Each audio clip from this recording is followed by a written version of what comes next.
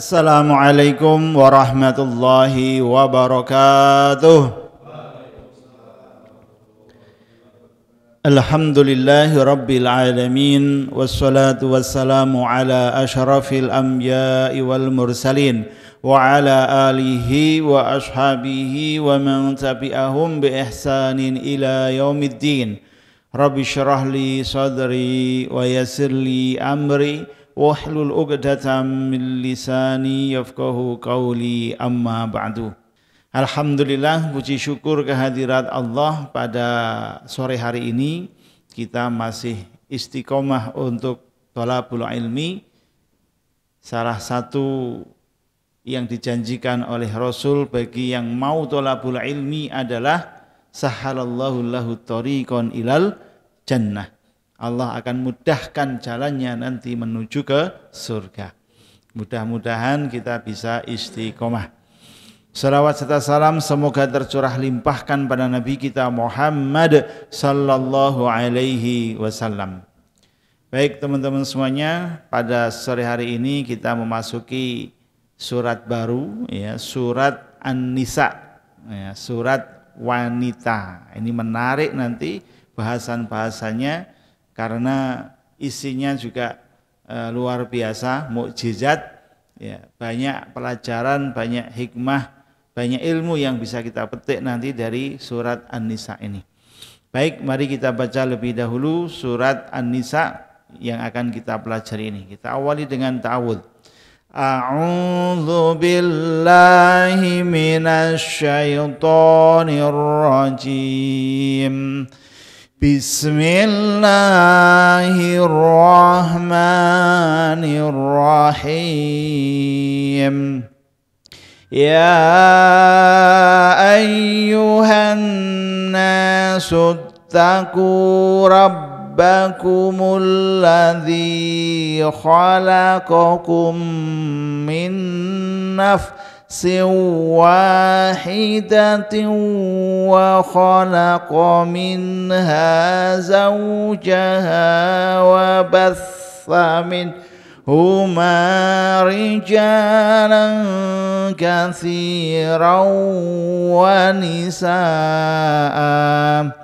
واتقوا الله الذي تساءلون به والأرحام إن الله كان عليكم رقيبا. وآتوا اليتامى أموالهم ولا تتبدلوا الخبيث بالطيب ولا تأكلوا أموالهم إلى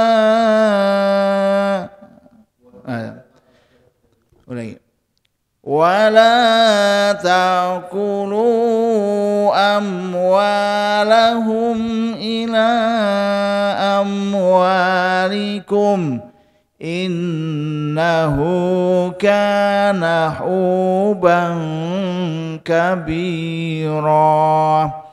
وإن خفتم ألا تقسطوا في اليتامى فانكحوا ما طاب لكم من النساء مثنى وثلاث ورباع. فإن خفتم ألا تعدلوا فواحدة أو ما ملكت أيمانكم ذلك أدنى ألا تعولوا. Shadaqallahul azim.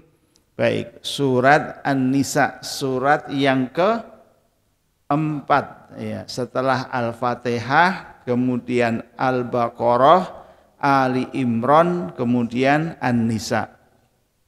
Kalau di Al-Baqarah tema utamanya adalah tentang khalifatu fil ardi, fungsi manusia berada di muka bumi, bagaimana tugas-tugasnya, kemudian siapa jati dirinya, ya, itu dijelaskan di surat Al-Baqarah. Dan kita tahu banyak kisah di sana, terutama Bani Israel yang gagal menjadi khalifah di muka bumi. Karena ada kisah di sana yang menarik, namanya penyembelihan sapi betina. Maka namanya Al-Baqarah.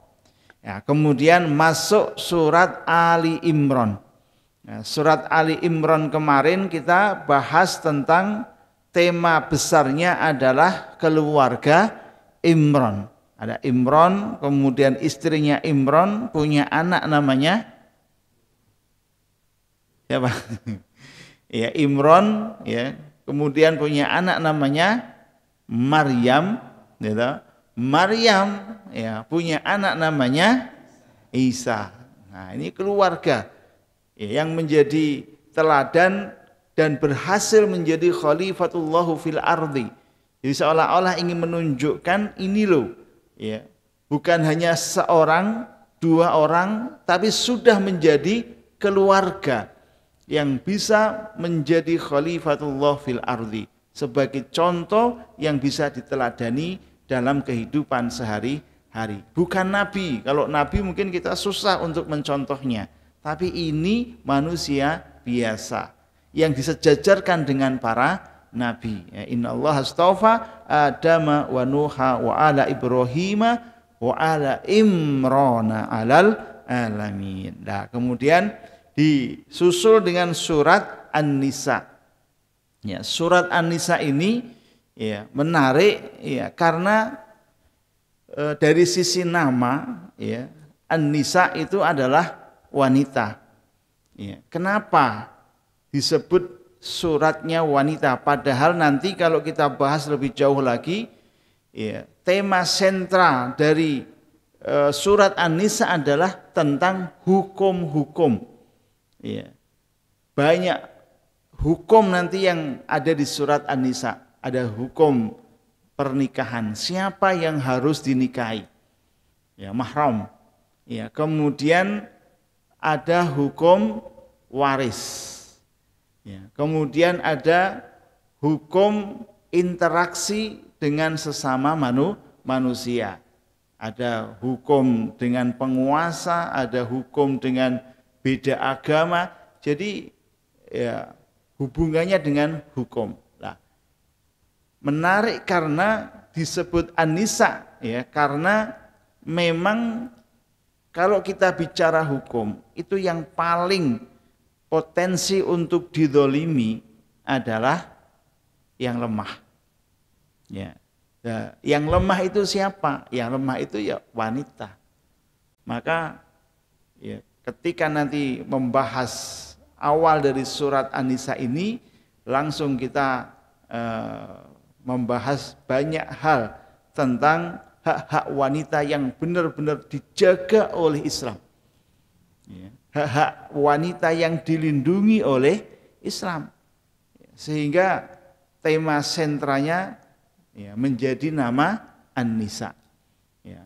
Kenapa kok tidak dinamakan Al-Hukuk, atau misalnya perempuan ya nama yang lain, misalnya Mar'ah atau Ungsa, ya, tapi kenapa disebut An-Nisa? Ini memang unik, ya. Jadi dari segi bahasa saja kata-kata An-Nisa itu unik, karena dia enggak punya mufradnya. Nisa itu artinya wanita-wanita, jamak. Dia enggak punya mufradnya. Mufradnya An-Nisa apa? Tunggalnya An-Nisa. Ya, tunggalnya atau mufradnya adalah mar'ah. Ya, mar'ah itu wanita yang sudah dewasa. Ya. Dan itu mufrad. Jamaknya mar'ah adalah An-Nisa, wanita-wanita. Ya, disebut mar'ah Karena ya, wanita itu ya unik tadi. Ya, uniknya gimana? Uniknya ya dia ya, sesuai dengan namanya, ada mar'ah, ada mir'ah, artinya cermin. Jadi kalau ada wanita di mana-mana bawa cermin, ya, nah itu sudah kodratnya sesuai dengan namanya. Yang namanya mar'ah itu mirip dengan mir'ah. Ya. Dan fungsinya cermin itu selain untuk mengaca juga untuk spion. Jadi jangan heran kalau wanita itu di mana-mana ya kepo, ya, cari tahu ya maunya ini apa, pokoknya pengen ingin tahunya itu lebih tinggi ya, karena memang ada mar'ah, ada mir'ah tadi. Ya. Kemudian an-nisa itu artinya wanita secara gender. Ya, kalau jenis kelamin itu menggunakan bahasanya al-untha. Ya, maka an-nisa nanti lawannya adalah ar-rijal. An-nisa ar-rijal. Tapi kalau untha itu nanti lawannya adalah az-zakar. Ya, jadi ada perempuan, ada laki-laki. Ada an-nisa, ada ar-rijal. Itu secara bahasa disebut sebagai an-nisa, itu artinya wanita yang dewasa. Ya. Dan itu jamak. Maka kenapa setelah ini nanti ada ayat poligami itu yang banyak wanita ya, disebut azwajun, itu kenapa enggak menggunakan imro'ah ya, karena memang ya, istrinya banyak. Nah, istrinya banyak. Nanti kita rame itu membahas masalah poligami. Ya. Ini untung nggak ada mbak-mbaknya. Iya. Ya mudah-mudahan ini nanti untuk poligaminya kita bahas besok mungkin ya. Ya biar penasaran. Ya, jadi luar biasa susunan-susunan Al-Qur'an itu ya. Di surat An-Nisa yang isinya adalah hak-hak dari para wanita. Misal ya, bukti kalau Al-Quran atau Islam melindungi hak wanita adalah misalnya dalam hukum waris. Ya. Sebelum Islam, wanita itu enggak punya hak mendapatkan warisan. Bahkan dia menjadi harta ataupun benda yang diwariskan. Ya, jadi misalnya ada saudara kita meninggal dunia, ya, istri-istrinya itu bisa diwariskan kepada adiknya, bisa diwarisi oleh kakaknya dan seterusnya. Artinya wanita itu benar-benar jatuh martabatnya, hancur. Karena apa? Karena memang tidak dimuliakan oleh peradaban saat itu, oleh orang-orang jahiliyah. Ya, dengan hadirnya Islam, maka wanita itu dimuliakan oleh Allah, bukan lagi menjadi objek barang yang diwariskan, tapi justru mendapat warisan. Meskipun bagiannya tidak sama dengan laki-laki. Ya, bagiannya adalah lidzakari mislu hadzil untsayain. Ya, bagian perempuan itu adalah ya separuh dari bagian laki-laki. Tapi kan itu sudah naik drastis derajatnya, menjadi sangat dimuliakan. Kemudian nanti ada wanita-wanita yang terjaga, gitu. Wanita-wanita yang Waalaikumsalam. Ya, wanita-wanita yang kemudian berhak dinikahi dan yang enggak boleh dinikahi, itu benar-benar dijaga oleh Islam. Jangan sampai laki-laki itu menikah dengan ya semua orang yang tidak peduli itu masih saudara atau bukan saudara. Nah, di Islam itu nanti akan sangat-sangat jelas siapa yang boleh dinikahi dan siapa yang tidak boleh dinikahi. Ya, kemudian maju masalah poligami. Jangan dikira poligami itu adalah ya perintah untuk beristri 2, beristri 3 atau beristri 4. Itu agak keliru karena tadi frame besarnya adalah menjaga hak-hak wanita. Ya, termasuk kalau si istri tadi atau wanita tadi ditinggal mati oleh suami. Ya, maka nanti ada kewajiban bagaimana ngopeni anak yatim. Ya. Terus ketika anak yatim diopeni, terus ibunya bagaimana, kan begitu?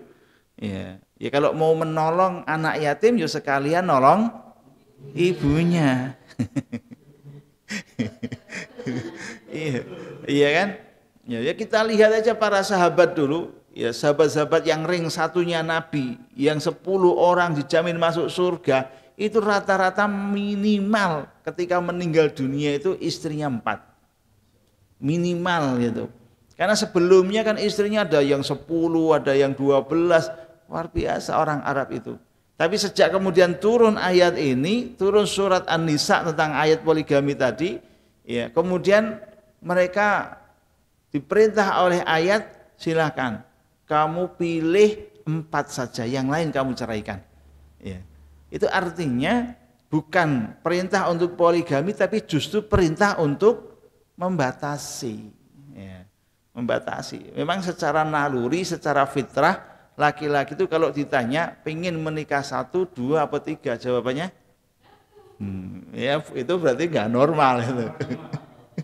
Laki-laki itu kalau ditanya normalnya, fitrahnya mesti pengen 2, 3 atau 4. Maka ulama berbeda pendapat, apakah nikah itu asluhu ta'addud atau tawahhud, ya. Artinya apakah nikah itu aslinya hukumnya itu hanya 1 wanita atau aslinya itu poligami tadi, banyak wanita. Jadi kenapa ya? Karena itu fitrah manusia. Wondene ora wani itu urusan lain. Ya, baik, itu ya teman-teman semua. Jadi dahsyat memang surah An-Nisa, dan Rasulullah itu pernah dibacakan surat An-Nisa ini kemudian menangis.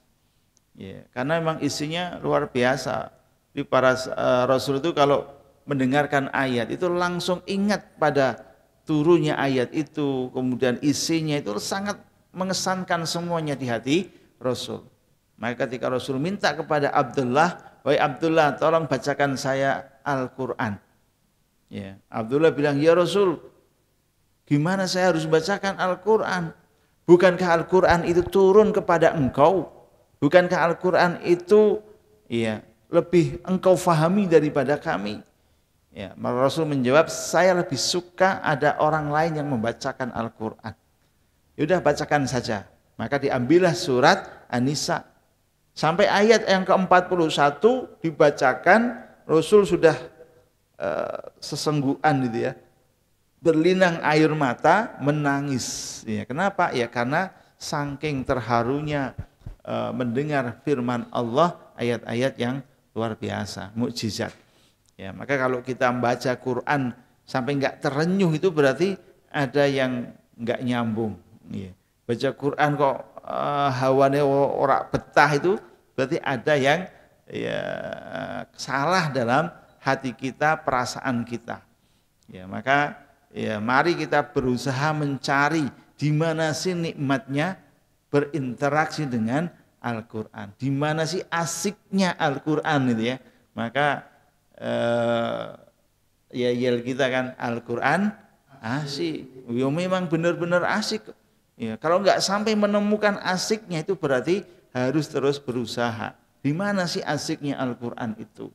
Ya, kenapa Rasulullah ketika sholat baca Quran gitu, sampai 1 rakaat itu Al-Baqarah selesai, tambahi Ali Imran, kok enggak rukuk-rukuk begitu?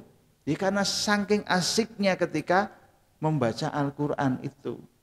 Nah, kita baru dapat 1 jam, setengah jam, bahkan mungkin 15 menit sudah bosan. Nah, mungkin karena ada kebutuhan lain ya. Tapi penting sekali kita mencari tahu di mana sih asiknya Al-Quran.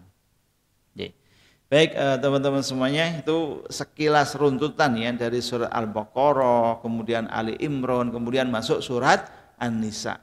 Nah, di surat An-Nisa yang awal tadi, ayat yang pertama Allah berfirman, ya ayyuhan nas. Ya, saya terjemahkan dulu secara makna perkata. Ya ayyuhan nas, wahai manusia, ittaqu rabbakum, takwalah kalian kepada Tuhan kalian, alladzi khalaqakum, yang telah menciptakan kalian, min nafsi wahidah, dari jiwa yang satu. Wa khalaqa minha zaujaha, dan dia telah menciptakan darinya, dari jiwa yang satu itu, zaujaha, pasangannya. Wa batha minhuma, dan menebarkan dari keduanya, rijalan katsira, laki-laki yang banyak, wa nisaa, dan wanita-wanita. Wattaqullaha, dan bertakwalah kalian kepada Allah, alladzi tasaaluna, yang kalian saling meminta bihi dengannya, wal arham, dan saling silaturahim. Innallaha, sesungguhnya Allah, kana, adalah, alaikum raqiba, atas kalian maha penjaga, pengawas. Ya, baik. Ini surat sebenarnya madaniyah. Tapi kenapa diawali dengan ya ayuhan nas? Biasanya kalau ya ayuhan nas itu adalah ayat makiyah. Itu, makiyah. Tapi jelas surat An-Nisa itu surat madaniyah. Karena turun pada kurang lebih 4 Hijriah. Jadi 4 tahun setelah Rasul hijrah. Itu berarti kan jelas madaniyah. Ya. Tapi kenapa pakai seruan ya ayuhan nas? Karena nanti hubungannya dengan takwa. Ya. Dan takwa itu adalah untuk seluruh umat manusia. Tidak hanya untuk orang-orang yang beriman saja. Jadi perintah takwa itu umum. Ya. Baik, jadi Allah memanggil wahai manusia. Ittaqu rabbakum. Takwalah kalian kepada Tuhan kalian. Takwa itu artinya hati-hati, ya. Takut, hati-hati kepada Tuhan kalian. Maksudnya, ya teman-teman semuanya, bahwa gimana rasanya kalau kita berjalan, kemudian misalnya ini kan jalan raya pada lubang-lubang tuh, ya, udah karena musim hujan jalan rayanya ya pada bolong. Nah, kita ketika jalan bolong-bolong seperti itu, kira-kira kalau naik kendaraan, naik mobil, itu hati-hati atau tabrak saja? Ya, banyak yang jatuh. Saya pun juga pernah jatuh gara-gara naik motor kena lubang. Ya. Jadi karena apa? Karena kurang hati-hati. Ya. Paling yang sudah hati-hati saja jatuh, apalagi kurang hati-hati. Jadi orang yang bertakwa itu, maka dia akan selalu hati-hati. Ya, ini saya makan halal apa haram. Ya. Kemudian kalau saya menjadi pedagang, ya, caranya sudah benar atau masih merugikan, curang atau tidak curang, itu dia pikir gitu. Karena hati-hati, karena ada ancaman Allah bahwa yang zalim, yang banyak dosanya, yang melanggar, itu Allah ancam dengan azab. Ya, hati-hati itu. Ya, lah kita diingatkan oleh Allah, hati-hatilah kalian. Itu ya harusnya kita senang gitu. Seperti kalau kita punya anak, kemudian kita nasihatin, nanti kalau naik motor hati-hati ya, jangan ngebut.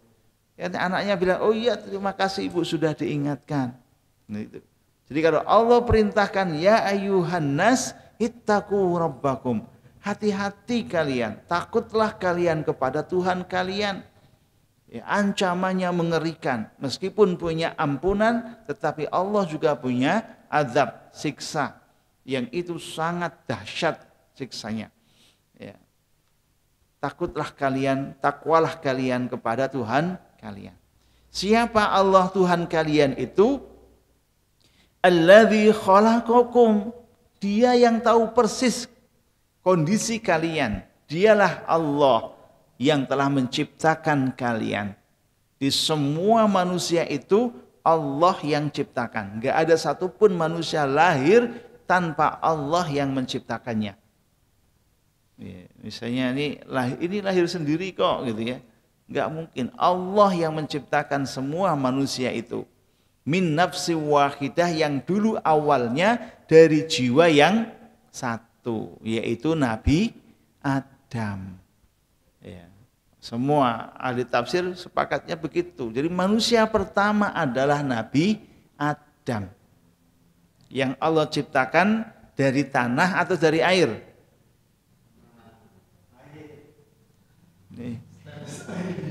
Ya. Nabi Adam itu diciptakan oleh Allah dari tanah atau dari air? Kita diciptakan dari tanah atau dari air? Ya. Jadi Nabi Adam itu yang diciptakan oleh Allah min solsolin kal fakhar, ya, dari tanah liat yang dibentuk seperti tembikar. Itu Nabi Adam. Ya, jadi dari tanah dibentuk menjadi manusia, kemudian ditiupkan roh, jadilah Nabi Adam. Ya. Kemudian setelah itu wa khalaqa minha zaujaha, Allah ciptakan dari diri yang satu tadi adalah istrinya, yaitu Siti Hawa. Ini manusia kedua adalah Hawa. Ya. Nah, Adam melihat Hawa jatuh cinta, gitu. Hawa melihat Nabi Adam juga jatuh cinta. Kemudian menikah, ya, karena memang saat itu baru dua orang itu. Ya. Baru setelahnya lahirlah anak-anak keturunan yang banyak berasal dari mimma'in mahin, dari air yang hina.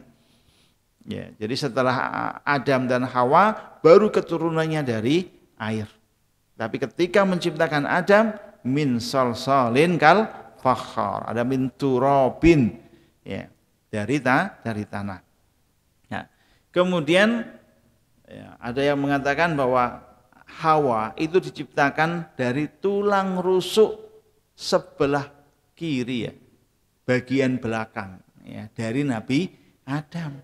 Nah, maka tulang rusuk kita itu kan kurang satu. Wah. Maka di dalam hadis itu, karena wanita itu diciptakan dari tulang rusuk, ya, maka kalau dia dibiarkan, ya, dia bisa menjadi bengkok. Tapi kalau terlalu keras diluruskan, dia patah. Maka rada angel ngomong wong wedok. Rada angel gitu. Gitu. Tapi disenengi, coba. Aneh kan? Karena memang unik gitu. Unik gitu. Ketika diiyani A, ya, nanti mintanya B, kan aneh itu. Gitu. Minta saran A, ya, jebule sing dipakai B. Ya, angel tebakannya wanita itu.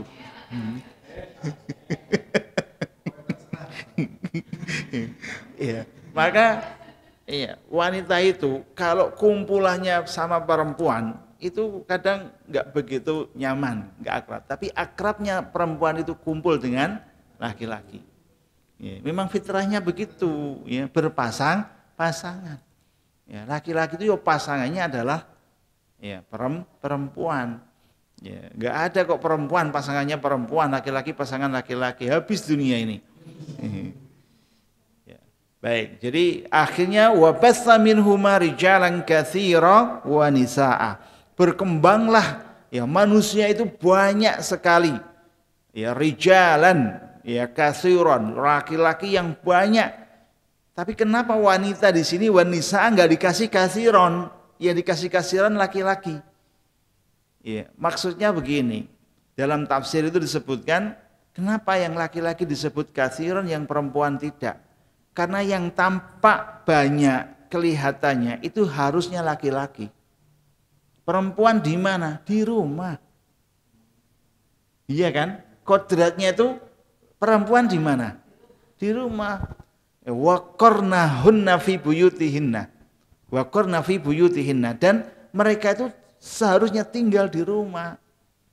Yang ngopeni rumah, yang merawat anak, yang melayani suami. Suami pulang kerja sudah siap, itu wanita tugasnya. Ya, tetapi sekarang ini kelihatannya sudah mulai bergeser. Ya, di mana-mana yang kita lihat yang berkeliaran justru wanita. Betul. Ya. Saya tanya, pegawai di Nusamba ini banyak laki-laki atau banyak perempuannya? Banyak perempuannya. Ya. Betul, di mana-mana tempat perkuliahan pun di universitas manapun itu sekarang kalau boleh diamati itu justru banyak perempuannya. Betul gitu. Ya. Padahal kan wanita itu kodratnya adalah di rumah. Ya, bukan berarti nggak boleh keluar, boleh sih keluar boleh. Tetapi harus ada pendampingnya, mahramnya kan gitu. Ya, jadi perempuan itu memang idealnya di rumah. Tapi ketika wanita itu sudah mulai mengeksplor dirinya keluar, maka pasti di rumah banyak masalah. Pasti itu. Ya. Misalnya sudah jadi istri. Ya. Harusnya di mana? Dia di rumah. Ya. Itu saya katakan ini perempuan nggak boleh kerja ya Pak. Gitu. Repot ya. Ya. Ya akhirnya kalau wanita kerja ya boleh-boleh saja asal satu suami mengizinkan dan pelayanan kepada suami tidak terbengkalai. Ya, memang harus resikonya berat wanita bekerja itu. Ya. Apalagi kalau nanti sudah punya anak. Ya Pak ngopeni siapa kalau suaminya kerja, istrinya kerja, punya anak, itu yang ngopeni siapa coba? Ini kan mesti mbahnya, ya. Atau pembantunya. Padahal anak usia emas itu, ya, itu kan yang tahu persis perawatannya, makanan yang bergizi itu kan ibu, gitu, ibu. Tapi karena diserahkan kepada pembantu, pokoknya yang penting cekeli HP meneng, gitu. Yang penting kan anaknya meneng, anteng dia iso gawean. Ya. Anak rewel terus kan tak iso gawean. Akhirnya ono sing dumbeni CTM barang. Ya, biar anaknya meneng tidur terus. Dumbeni CTM bayi gitu. Ini menjadi bermasalah ketika seperti itu. Ya. Ya, maka teman-teman semuanya, kenapa disebut rijalan katsira? Ya karena tadi seharusnya yang tampak banyak berkeliaran di mana-mana, di masjid, di pasar, di kantor, di jalan, harusnya adalah laki-laki.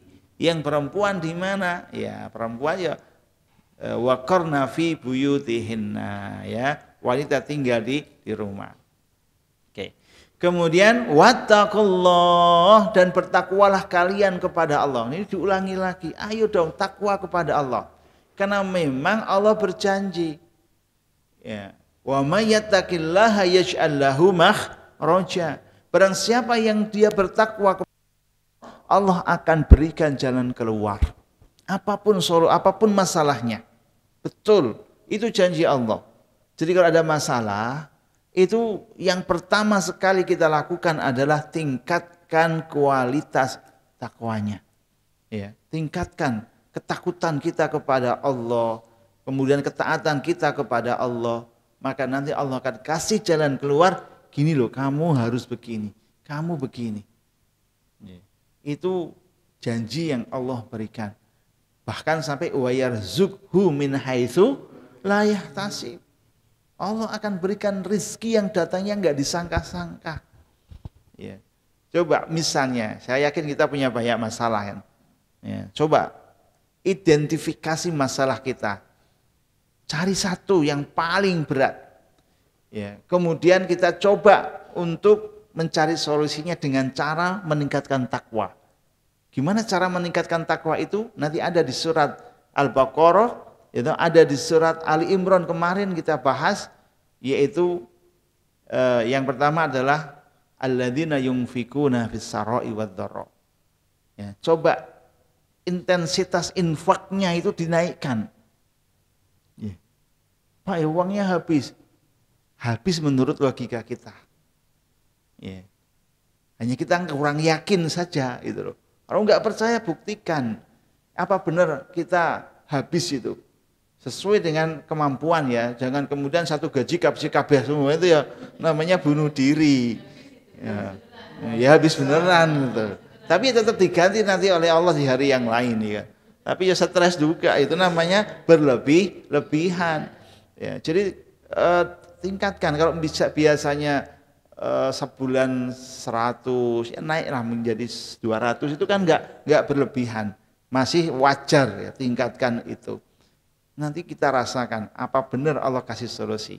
Ya, kemudian wal afina anin nas, ya, kemudian salat, kalau surat Al-Baqarah awal kan ya, alladzina yuqimunas sholata wa mimma razaqnahum yunfikun. Jadi dikuatkan iman kita, maksiatnya, dosanya itu disingkirkan lah ya, dari waktu-waktu kita, nanti akan dapat solusi dari Allah. Yakin masalah kita selesai. Allah berjanji begitu. Maka Allah, ayo dong takwa kamu kepada Allah. Tingkatkan takwanya, jangan saldo terus yang ditingkatkan. Ya. Jadi sebelum ke sini tadi ada video yang menarik. Ya, ada orang gajinya itu sebulan 7 sampai 8 miliar. Sebulan. Ya, tapi dia peroleh dari judi. Itu. Gajinya sebulan 7 sampai 8 miliar. Diperoleh dari judi. Pertanyaannya, bahagia enggak dia? Ya, enggak, ternyata enggak bahagia. Bahkan sampai enggak bisa tidur.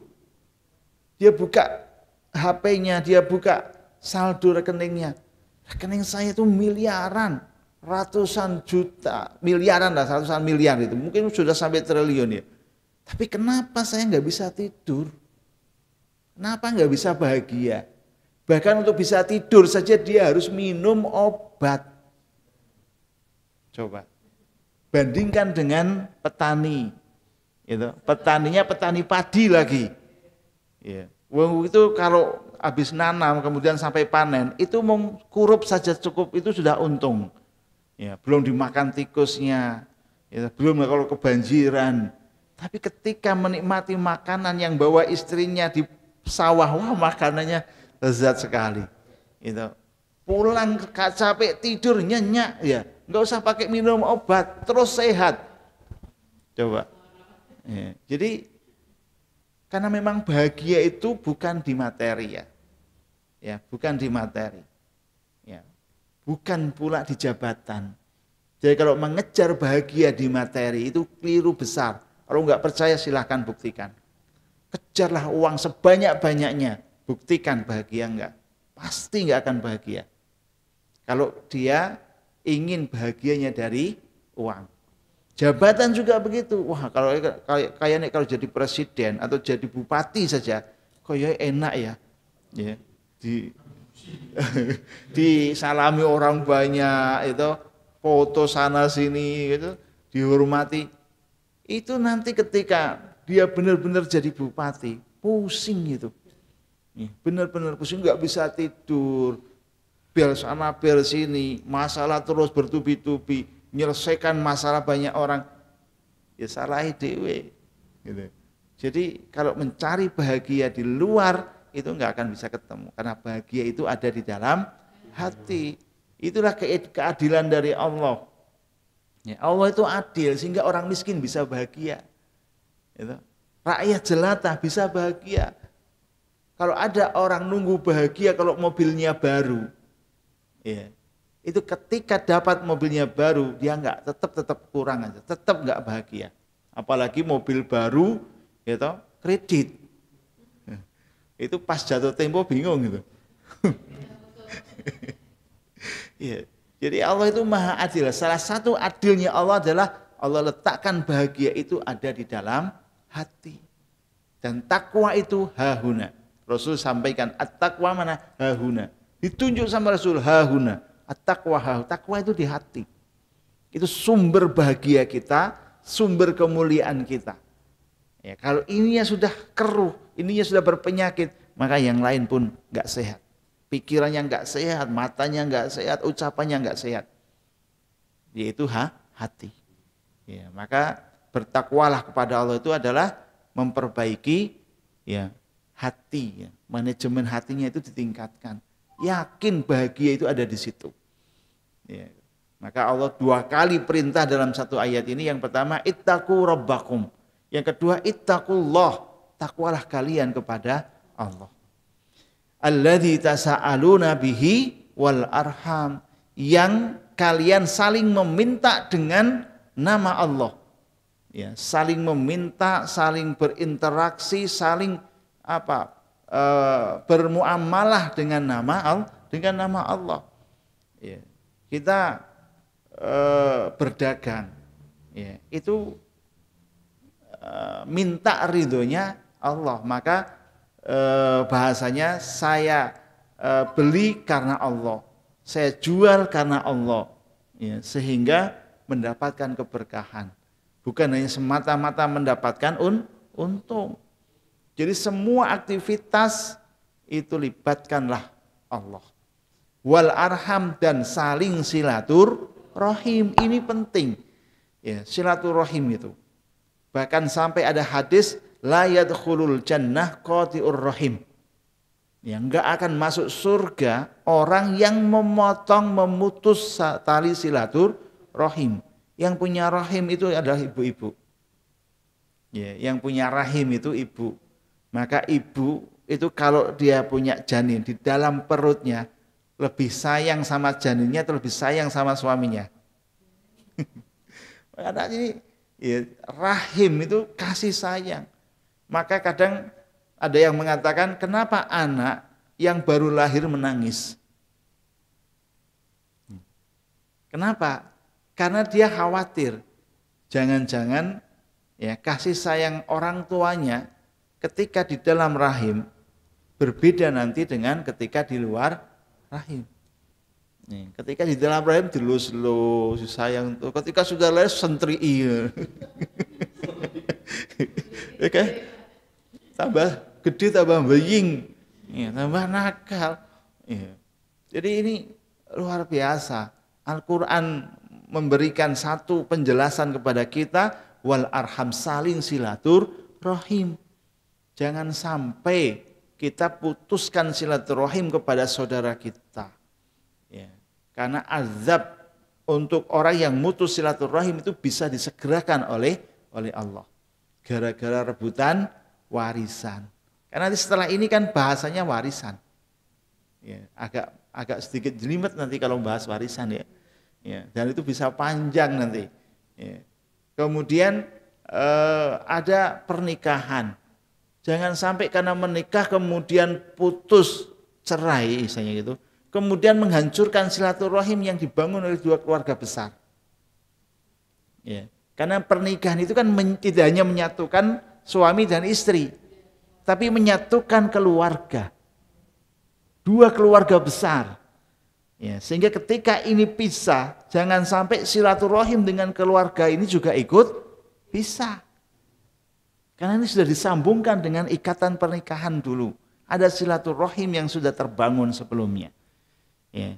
Masalah kita dengan suami, masalah kita dengan istri, tidak dengan keluarga yang lain. Ya. Jangan sampai karena kesalahan, masalah dengan satu orang menjadi masalah untuk semua orang. Ya, ini ya cuman kan yang namanya hati itu kan terus ya, susah untuk dilokalisir gitu kan. Ya. Agar wis iki adine wis ora gelem teko kabeh tanggane apa meneh gitu kan. Nah, ini. Jadi itu masalah yang seperti itu ya. Baik. Nah, jadi dengan nama Allah tadi kalian saling meminta, ya. Minta kepada Allah dengan nama-nama Allah juga, wal arham, dan saling silaturahim. Ya, jadi termasuk berakad itu ya pakai nama Allah. Ya. Kemudian ayat yang terakhir yang ditutup dengan innallaha kana 'alaikum raqiba. Ya, sesungguhnya Allah adalah atas kalian itu maha penjaga, maha mengawasi. Raqib. Raqib itu artinya mengawasi. Secara maknawi raqib itu artinya pundak. Ya, pundak. Maka kalau kita waktu kecil itu ya ada namanya raqibun atid. Ada malaikat raqib, ada malaikat Atid. Kira-kira kalau pas kecil itu di mana malaikat itu? Di pundak kan?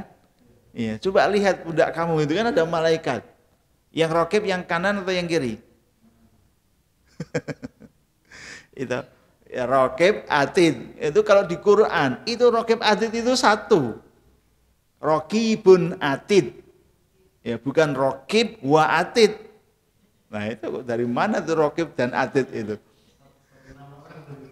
Ya namanya malah.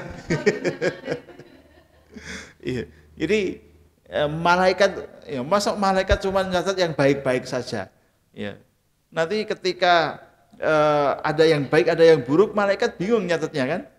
Jadi itu malaikat yang mencatat itu raqibun atid. Ya, malaikat yang dia duduk menulis dan tidak bicara. Itu malaikat raqibun atid. Ya, maka dia mengilustrasikan dia ada di pundak kita. Ya, maka nyuwun sewu kalau ada orang yang jalannya sengkleh begini, ini berarti yang berat malaikat sini nih. Ya, padahal bawa tasnya aja yang dia, ya, kalau yang berat sini, yang sengkleh ini, bawa tasnya yang berat, bawa tasnya sini apa sini? Ya, keliru. Kalau yang sini pendek, yang sini tinggi itu bawa tasnya sebelah kiri. Karena ketika bawa tas itu kan mesti begini. Ya, ini ternyata yang bawa tas berat di sini. Ya, bukan di sini keberatannya. Ya, jadi kebaliknya. Ya, maka kalau gantian nanti bawa tas sebelah sini nanti gini yang naik itu. Ya. Jadi teman-teman semuanya, innallaha kana alaikum raqiba. Allah tuh maha mengawasi benar. Di dalam hadis Riyadhus Shalihin itu ada judulnya di situ adalah muraqabah, pengawasan dari Allah.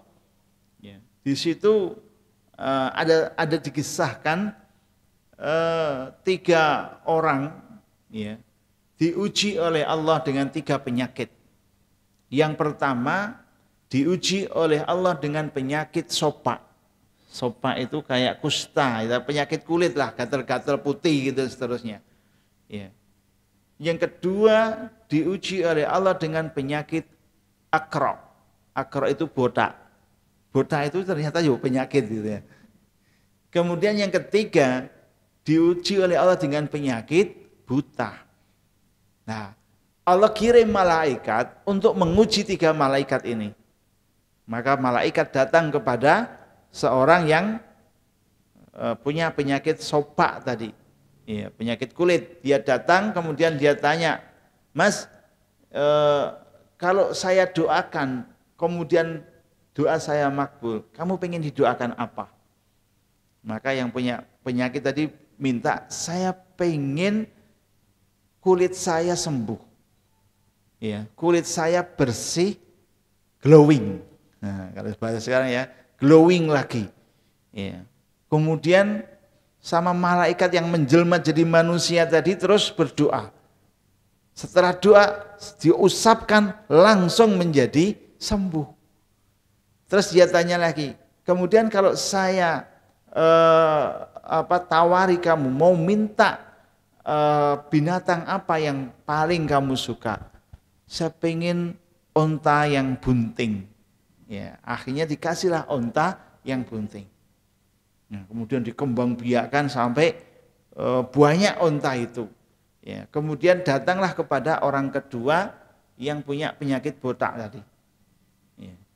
Kemudian dia tanya, kalau saya doakan, ya, dan doa saya makbul, kamu pengen didoakan apa?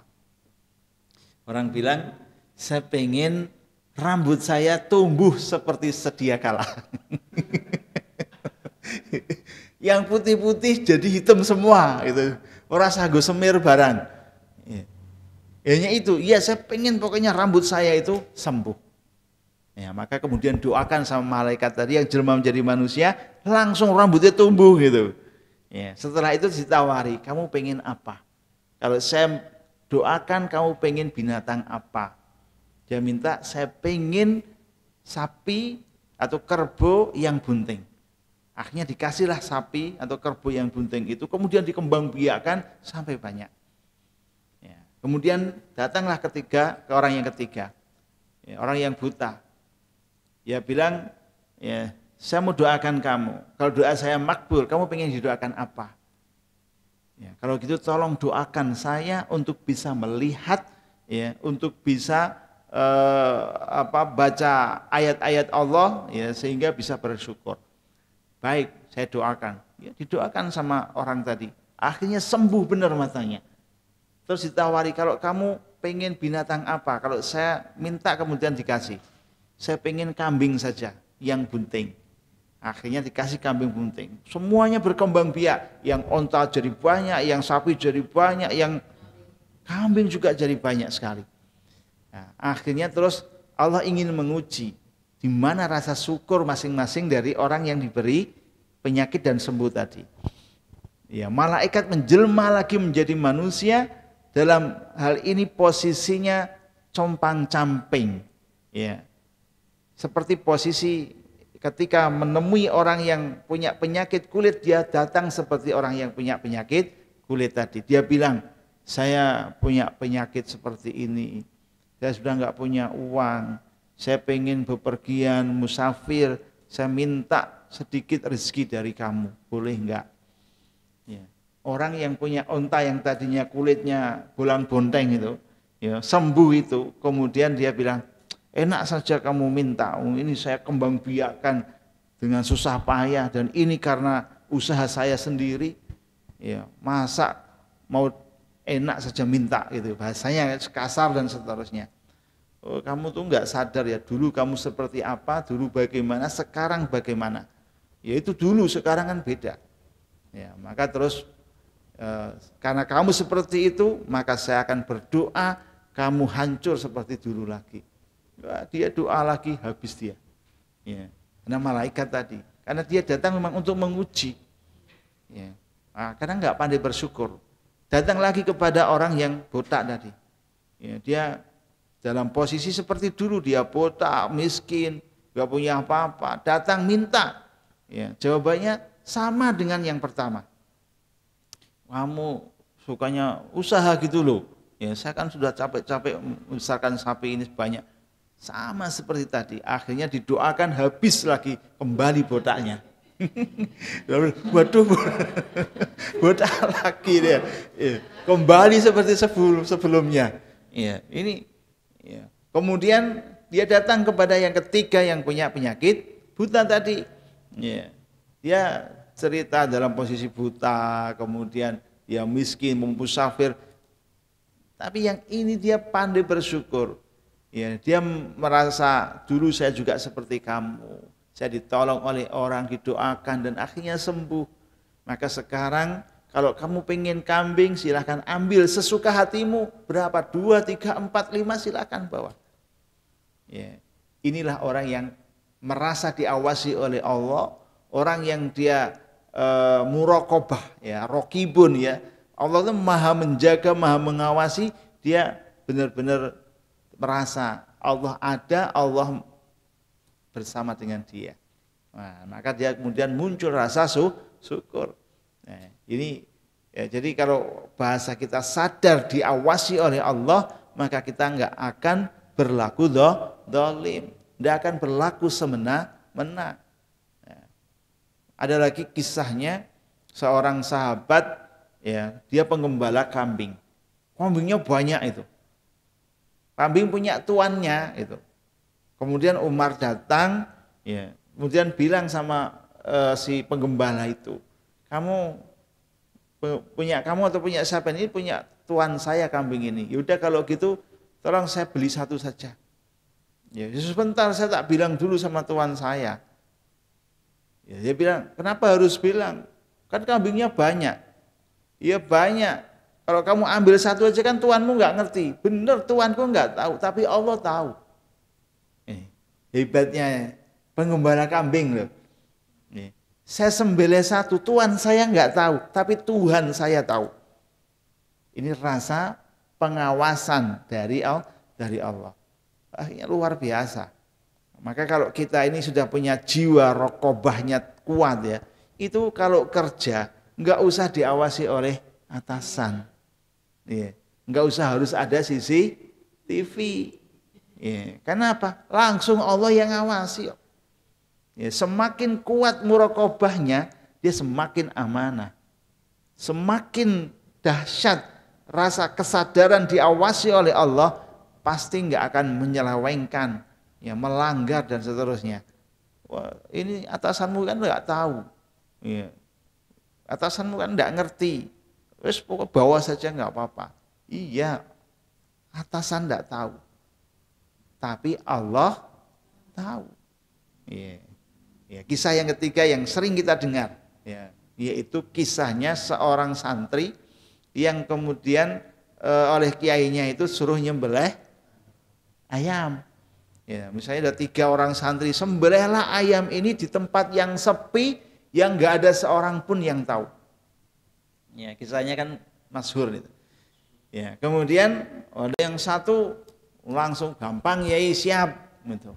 Yang satu terus ke belakang pondok, cirang-cirang nggak ada orang, langsung sembelih, langsung datang kepada kiainya. Yai, saya sudah berhasil nyembelih ayam, tidak ada seorang pun yang melihatnya. Kiainya senyum-senyum, hebat, gitu kan. Ya, kemudian yang satu, ya, cari tempat yang sepi, masuk ke hutan.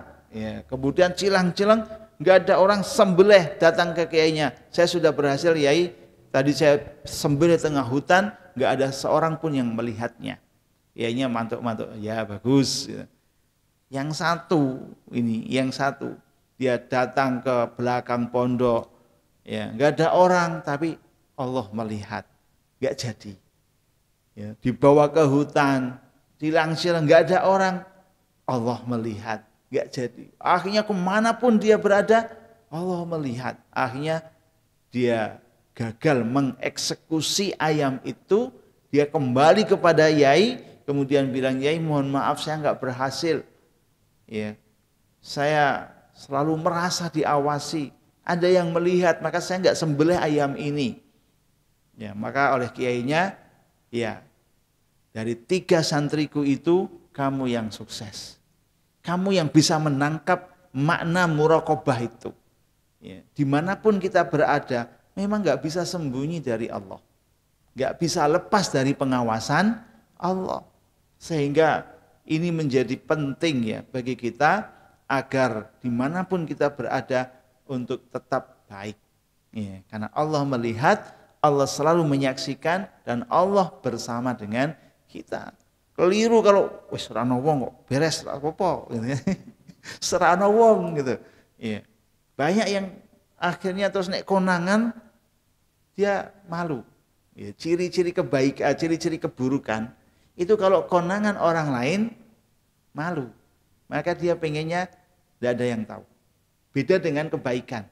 Kebaikan itu meskipun dia sembunyikan, kalau kemudian diketahui oleh orang lain, dia enjoy saja, nggak apa-apa, malah seneng kadang gitu. Ya, jadi dia sudah rahasiakan kebaikannya, misalnya umroh nggak ada yang tahu, dan pokoknya les berangkat gitu. Ternyata di sana ketemu temennya, foto bareng di share, jebule umroh diketahui, ya biasa aja, malah seneng gitu kan. Tapi kalau keburukan, ya, keburukan kok diketahui oleh orang, ya, itu pasti dia nggak nyaman, nggak tenang, ya, bahkan menjadi susah karena aku kekonangan itu. Dan yang susah bukan hanya dia, sekitarnya pun juga ikut susah. Contoh, ya, ketika ada seorang pejabat korupsi, terus kewenangan kecekel KPK, masuk penjara, ya, itu yang malu siapa? Yang susah siapa? Anaknya ikut, anaknya mau sekolah, itu akhirnya dibully sama teman-temannya. Oh kamu, itu dibully anak koruptor toh, wah itu. Anak kan tidak punya perasaan gitu. Ya baca koran, dia lihat video dan seterusnya, anaknya dibully, akhirnya anaknya mutung, tidak mau sekolah. Istrinya yang tadinya aktif kemudian juga jadi malu. Ya. Tak kira-kira sugih beneran jebule korupsi. Nah, itu ya, jadi omongan di mana-mana. Belum lagi nanti keluarganya, bapak ibunya malu dan seterusnya. Jadi imbasnya kemana-mana gitu. Ya, baik. Jadi teman-teman semuanya, ini baru satu ayat dari surat An-Nisa ini memang kandungan maknanya luar biasa. Habis ini nanti terus bicara tentang anak yatim. Ya, sudah mulai di situ ada hak-hak wanita yang harus dijaga. Ya. Kenapa? Karena anak yatim itu ya secara fisik, secara ekonomi ya, itu mungkin ada yang kaya, tapi ada juga yang miskin. Ya, tapi kan dia tetap butuh bantuan meskipun anak yatim yang kaya, ya, itu hartanya harus diamankan. Ya. Kemudian perasaannya juga harus dijaga, diarahkan. Kalau enggak, terus kasih sayangnya siapa yang ngasih? Maka nanti ada banyak hadis itu yang menyampaikan bahwa siapapun yang mengasuh anak yatim nanti di surga seperti ini, ya, bersama Rasul di surga. Ya.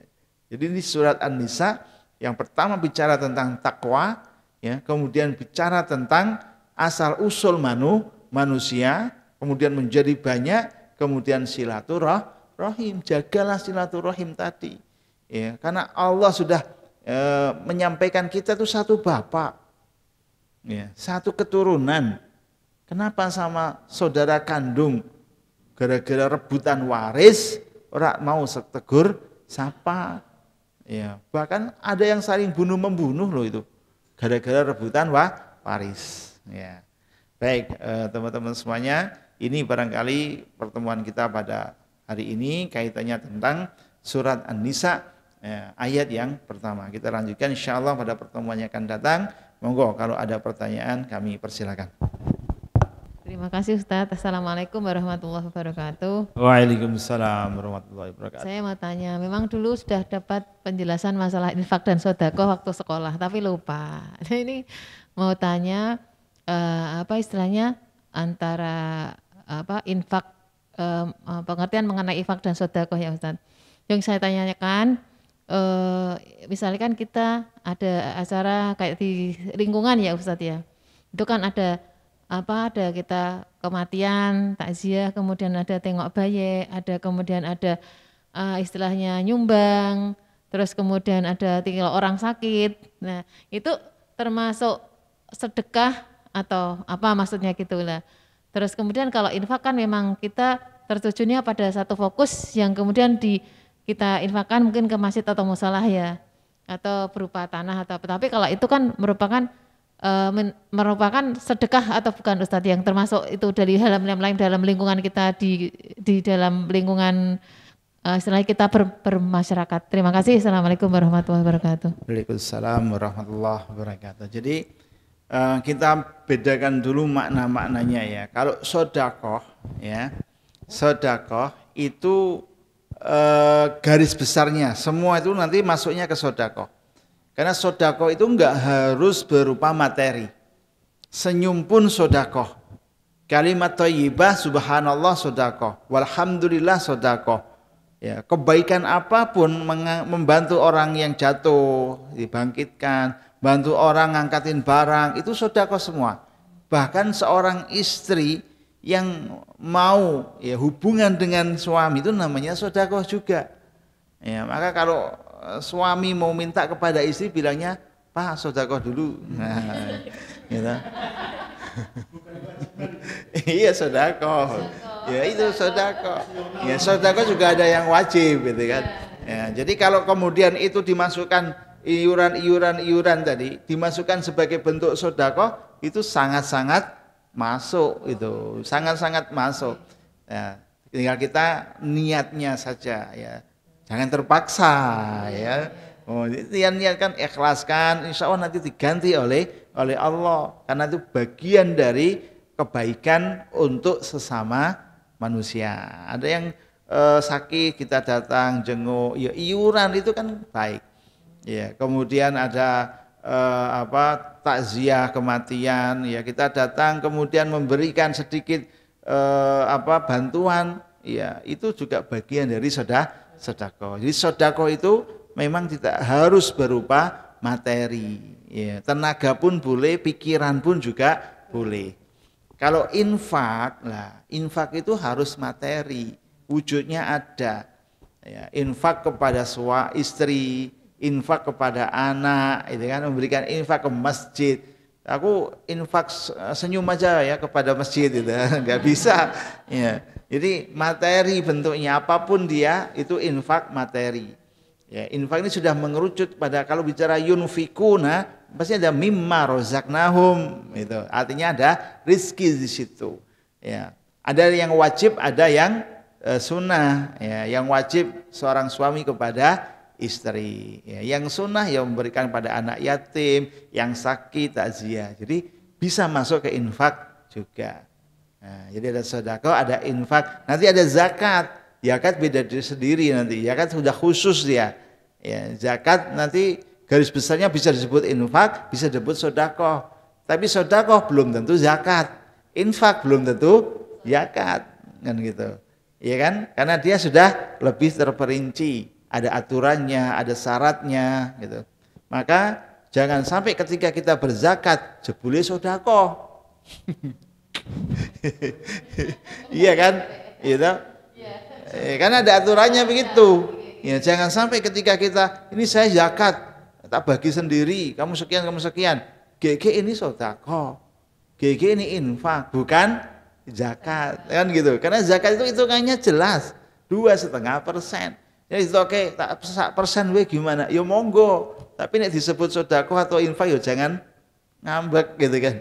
Karena ada aturannya kalau zakat itu. Kemana dia harus bayar, siapa saja yang harus dia beri, kan gitu. Nah, kira-kira begitu. Ya. Assalamualaikum warahmatullahi wabarakatuh.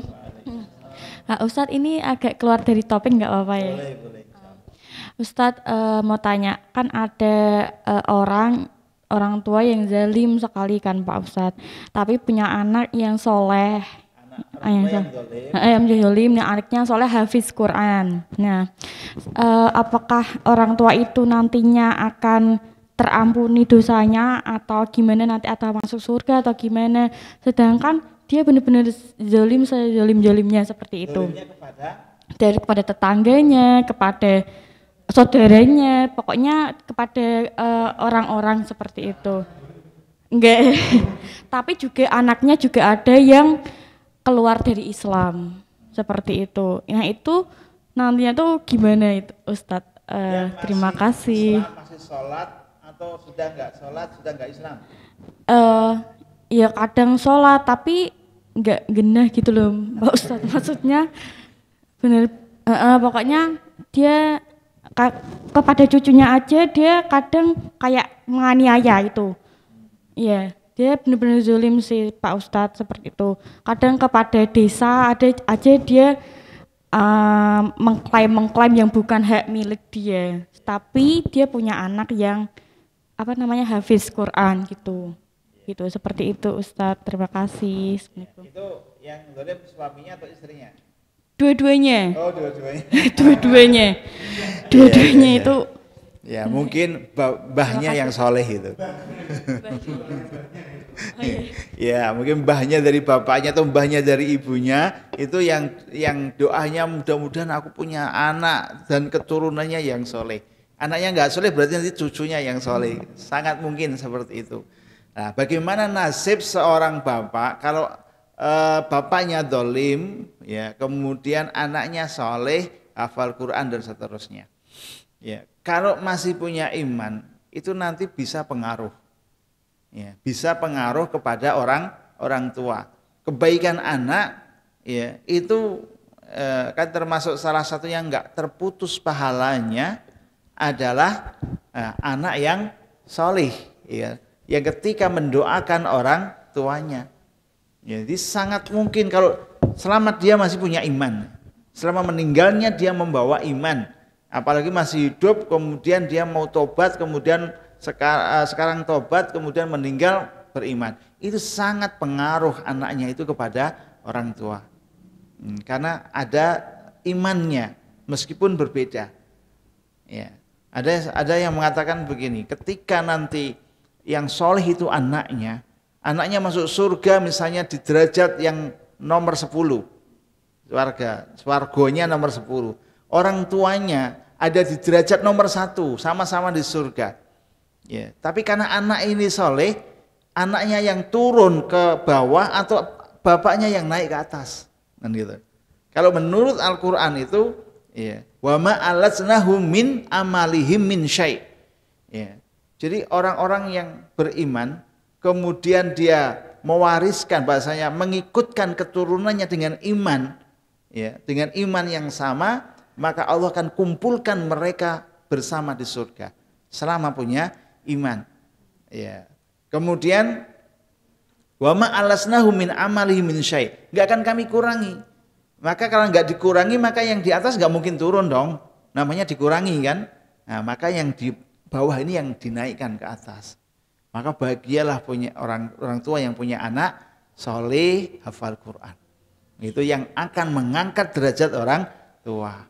Tapi kalau orang tuanya itu di neraka misalnya, tapi punya iman, maka ini juga pengaruh. Ya. Kesolehan anaknya pengaruh kepada orang tua karena dia punya iman. Tapi selama dia nggak punya iman, nggak ada pengaruhnya apapun. Contohnya Nabi Ibrahim kepada bapaknya. Nabi loh, bukan lagi sekedar soleh. Nabi.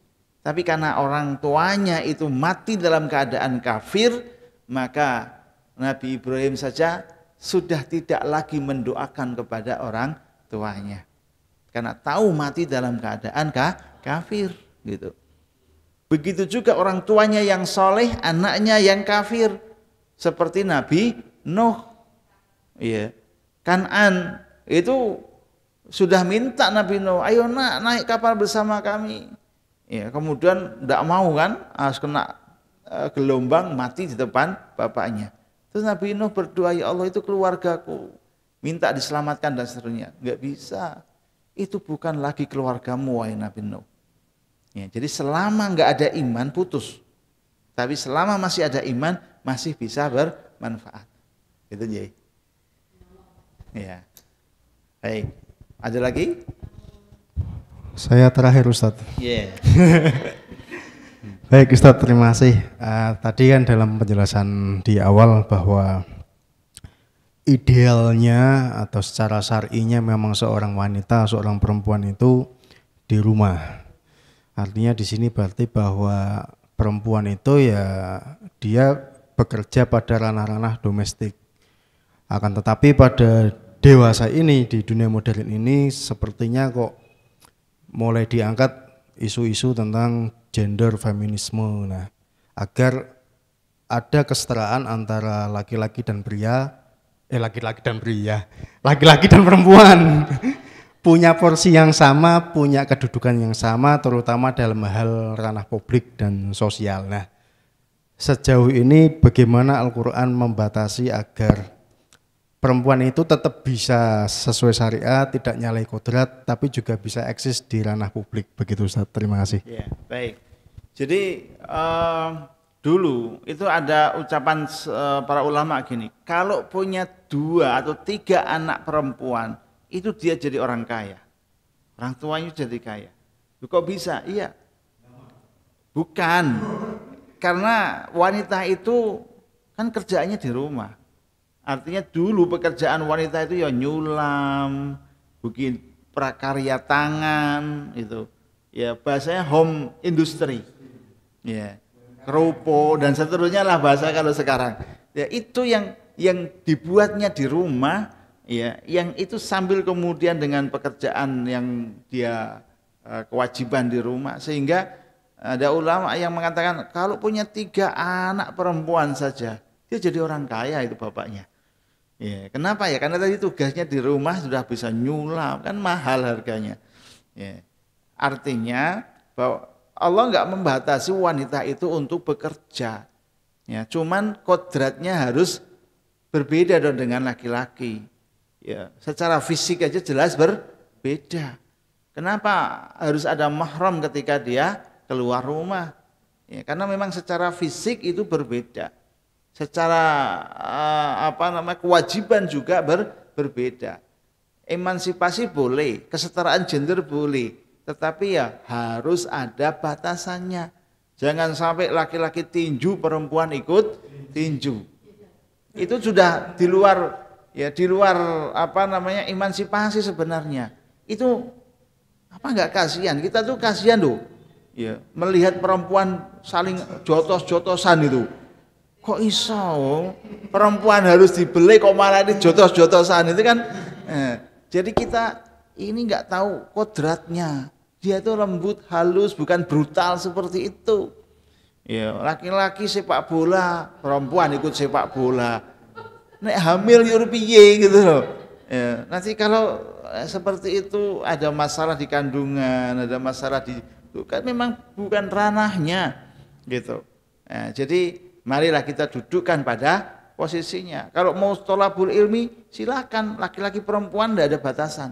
Silakan thalabul ilmi. Ibadah enggak ada batasan. Ya, mau ibadah kayak puasa, ya itu silakan, laki-laki puasa Daud, perempuan puasa Daud, silakan. Ya, jadi ada batasan sesuai dengan fitrahnya. Jangan ini kemudian gebiah, oh ya laki-laki perempuan pada baik. Nah, enggak bisa. Karena secara fitrah itu sudah berbeda. Ya, ciptaan kita ini dengan perempuan dan laki-laki juga beda. Secara fisik itu juga beda, maka tugasnya pun juga beda. Letakkan ya sesuai dengan fungsinya laki-laki perempuan. Ya, gitu ya. Baik teman-teman semuanya, Bapak Ibu, mari kita memohon kepada Allah Subhanahu wa taala agar kita diberikan oleh Allah keistiqomahan dalam iman, keistiqomahan dalam beramal soleh, keistiqomahan dalam ketakwaan kita kepada Allah Subhanahu wa taala sampai ajal menjemput. Al-Fatihah. A'udzu billahi minasyaitonir rajim. Bismillahirrahmanirrahim. Alhamdulillahirabbil alamin. Arrahmanir rahim. Maliki yaumiddin. Iyyaka na'budu wa iyyaka nasta'in. Ihdinas siratal mustaqim. Siratal ladzina an'amta 'alaihim ghairil maghdubi 'alaihim waladdallin. Amin. Bismillahirrahmanirrahim. Alhamdulillahirabbil alamin. Hamdan yuwafi ni'mahu wa yukafi mazidah. Ya Rabbana walakal hamdu kama yanbaghi li jalali wajhika wa 'azimi sultanik. Allahumma inna nas'aluka salamatan fid din wa afiyatan fil jasad wa ziyadatan fil ilmi wa barakatan fil rizqi wa taubatan qabla al maut wa rahmatan indal maut wa maghfiratan ba'dal maut. Rabbana la tuzigh qulubana ba'da idh hadaitana wa hab lana min ladunka rahmah innaka antal wahhab. Allahumma arinal haqqa haqqan warzuqna ittiba'ah wa arinal batila batila warzuqna ijtinabah. Rabbana hab lana min azwajina wa dhurriyyatina qurrata a'yun waj'alna lil muttaqina imama.